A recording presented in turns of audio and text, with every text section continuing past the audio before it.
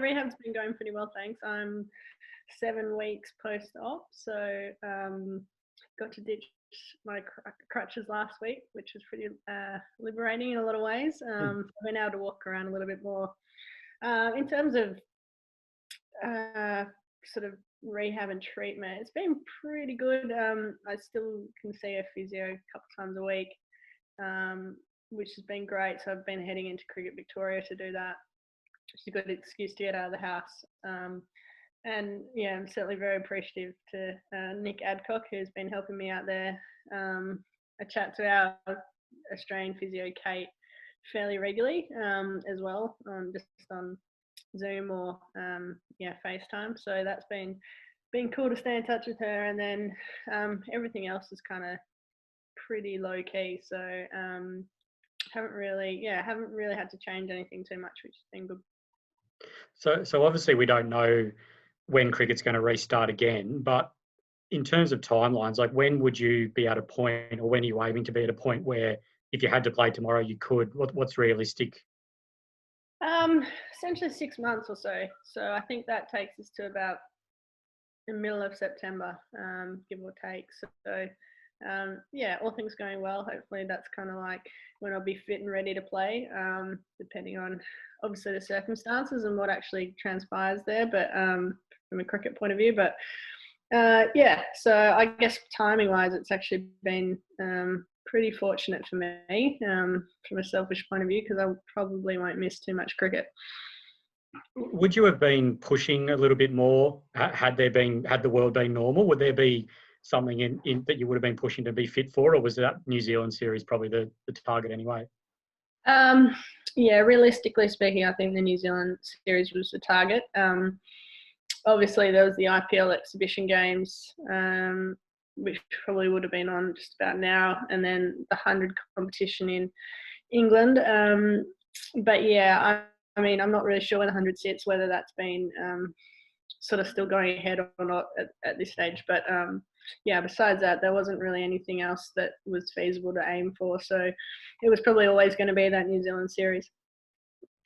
You just take us back to that day at Junction, probably one you won't want to remember, but when you're sitting on the ground and you're hurt and you sort of realise that was probably tournament over, can you try and explain the emotions that were going through your head at the time? I can. I don't really think you think about too much of those things at the time. It was a really, really important game for us. It was a knockout game, essentially a quarterfinal against the New Zealand team that have been, amazing opposition for us, for such a long time. So I think, you kind of very much wrapped up in that. And then I just remember sitting off the field, actually in the physio room, watching the game on the TV. And you just I guess I was a bit helpless, but just so willing the team to do well. And in some respects I got the best seat in the house, right in front of the telly, to watch Georgia Wareham bowl that spell that she did, which really changed the game for us. So that's kind of probably what I remember from the day. I suppose remember the sensation when I went down trying to field that ball, but besides that, that's okay. It was it's just one of those things that you can't change it. So So just because you obviously, you were quite upset at the time, which is 100% understandable. Was that reaction, was it physical pain? Was it realising the magnitude of the situation? Was it a combination of everything? I don't know. I guess in those circumstances, just like with sport and, when you're competing at that level, like the level of adrenaline and emotion and stuff that you're going through anyway, I guess it probably just all unfolded for me a little bit. I didn't really know what I'd done. I just knew it wasn't great. So I wasn't really thinking too much about, I guess, like the impact of that. It hurt a little bit, and I'm a bit of a sook, so it was probably that as well. And just no one, like having to walk off the field, when it's such an important game, it's kind of hard to cop to. So just talk us through the rest of that week. Obviously, you know, you knew that that was it for your tournament. How were you, both privately by yourself or even around the team? Were you a bit upset? Were you a bit angry? Because I think you justifiably would have been a bit annoyed at the world given your situation. What were your emotions like in that week that followed? Oh, I don't think that's justifiable at all, to be honest. Like, to me, like, yeah, sure. Personally, it was poor timing. I would have loved to have played in the rest of the tournament, absolutely, without a doubt. But at the same time, like, it's not about me. Sometimes I think about that tournament, particularly the final. I don't even think it was about our team. It was just about the event. The moment um, in women's cricket that it created was just absolutely incredible. Hopefully, what it does for the sport as a flow-on effect. And I think it's something the team was really quick to acknowledge is, like, I guess all the past players and all the effort that's been put into developing women's cricket. Sorry, You're developing right. women's cricket over the last little bit has just, like, it made that whole tournament so much bigger than I guess the tournament itself it's far more about the sport, about women's sport, both in Australia but around the world. So, I think we all kind of felt like that a little bit, whether you're playing or not. It was like, this is so much bigger than just one game of cricket or, one one innings or, one spell of bowling from any one individual. It was really about the moment. So just to be a part of that and to be able to still be amongst the group when that was all occurring, I feel very fortunate for that. Monty and the Australian staff could have replaced me with another player, but yeah, they let me stick around, so that was pretty cool. Was that feeling, did that sort of develop throughout the tournament about the whole team being part of something that was bigger than you and bigger than this tournament? Or was it sort of spoken about pre-tournament about how big a moment it was for women's sport? I think there was a sense of anticipation that it could be. As soon as sort of our sights were set on filling the MCG for the final, it felt like that. And it promised to be that. It was just whether it was going to pan out like that or not. And I think as the tournament went on, even in the lead up to it, in terms of the interest and scrutiny on the event, I think we all knew it was going to be something. Just didn't know how big it was going to be. Just on the night itself, obviously we saw everyone up with Katy Perry and the celebrations, and I'm sure continued for many, many hours afterwards. Can you give us any goss on who was the best on or best or worst dancer, or any other little incidents throughout the night that you remember?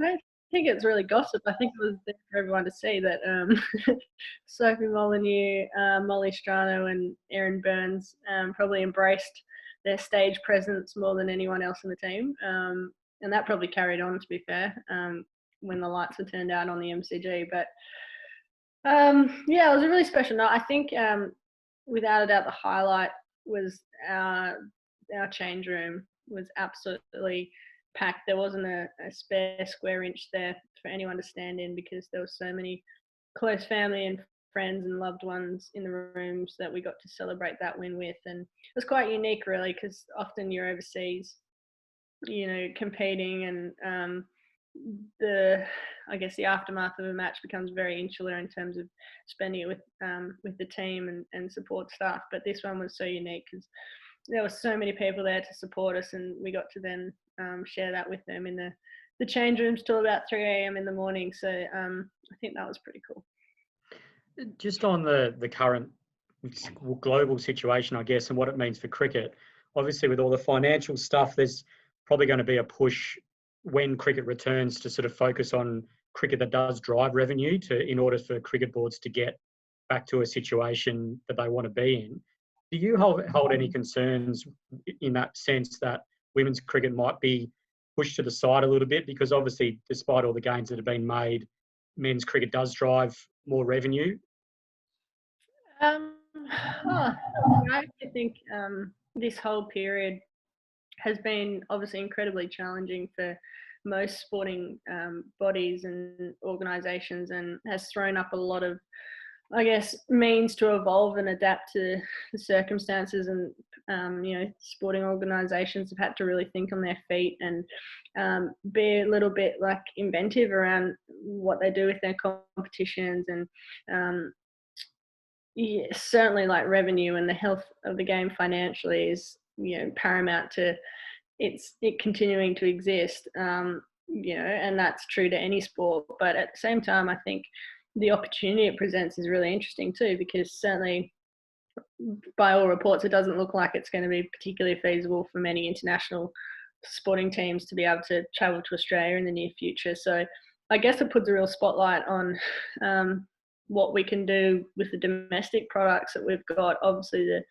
WBBL and the BBL are kind of the two biggest in terms of, as you mentioned, their revenue and fan engagement, broadcast deals, all those kinds of things. But it might be that, we have to pay more attention and use some of our other domestic products as a means of, I guess, keeping cricket on the TV and hopefully generating some more revenue. I certainly don't profess to understand many of the revenue streams to their full extent, and obviously India and some of those series are really pivotal in that. But at the same time, it might mean that we have to use our domestic products a little bit more than we currently have. And I think potentially the WBBL has a really key role to play there, because it might be the first bit of cricket we see back on TV and being played again when all this kind of ends, because it's sort of pitted to be at the start of the summer. So,